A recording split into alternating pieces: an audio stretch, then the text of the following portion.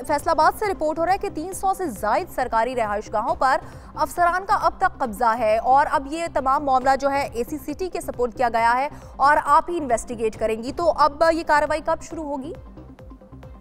जी बिल्कुल, recently commissioner office से मुझे कहा गया है कि इससे हम एक सर्वे कंडक्ट करें कि ऐसी कितनी रेजिडेंसीज हैं जिसमें ऐसी कोई प्रॉब्लम है, क्योंकि सारी की सारी रेजिडेंसीज पे तो ऐसा इशू नहीं है। कुछ ऐसी रेजिडेंसीज होंगी जिनमें जो आपने इशू रेज किया है वो होंगी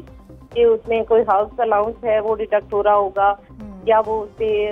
जो जिनको अलॉट नहीं है ऐसे इलीगल ऑक्यूपेंट्स जो है वो अभी तक वहाँ पे रिजाइड कर रहे होंगे। तो इसलिए ये सर्वे कंडक्ट हम कर रहे हैं और इसके अंदर एक एफिडेविट भी उनसे लिया जाएगा जो भी जिनको ये रेजिडेंसीज अलॉट शुदा है कि आया उनका जो रिडक्शन हो रही है उनके अकाउंट से, उनकी सैलरी से जो हाउस रेंट है वो डिडक्ट हो रहा है।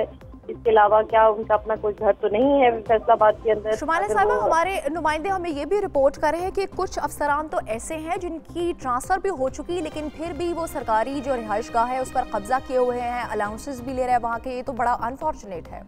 जी बिल्कुल ऐसा है, लेकिन कुछ ग्रेस पीरियड दिया जाता है। फौरी तौर पर तो रेजिडेंस खाली नहीं की जा सकती, कुछ ग्रेस पीरियड होता है जब आफ्टर रिटायरमेंट,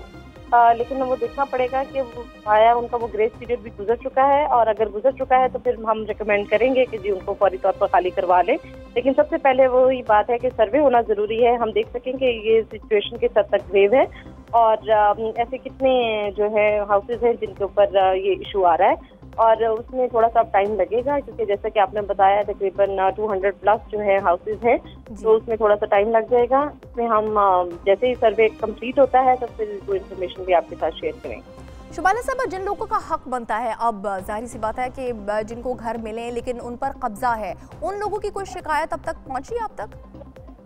जी बिल्कुल, क्योंकि कमिश्नर ऑफिस में अप्लाई करना होता है ऑफिसर्स को, तो कमिश्नर ऑफिस में तो रिसीव होती हैं कि जी उनकी पोस्टिंग है यहाँ पे लेकिन उनको घर अलॉट नहीं हो रहा, तो ऐसी कंप्लेंट्स होती हैं जिसकी वजह से ये कहा गया कि एक सर्वे हम करवा लें कि ऐसी क्या ऑफिसर्स के पास है रेजिडेंसीज, क्योंकि कुछ एजुकेशन और जो डॉक्टर्स हजरात हैं उनके पास भी हैं रेजिडेंसीज। तो देखना पड़ेगा कि उनको किस तरह अलॉट हुई हैं और कितनी रेजिडेंसीज हैं जो हम अवेलेबल कर सकते हैं उन ऑफिसर्स को जो अभी ट्रांसफर हुए हैं।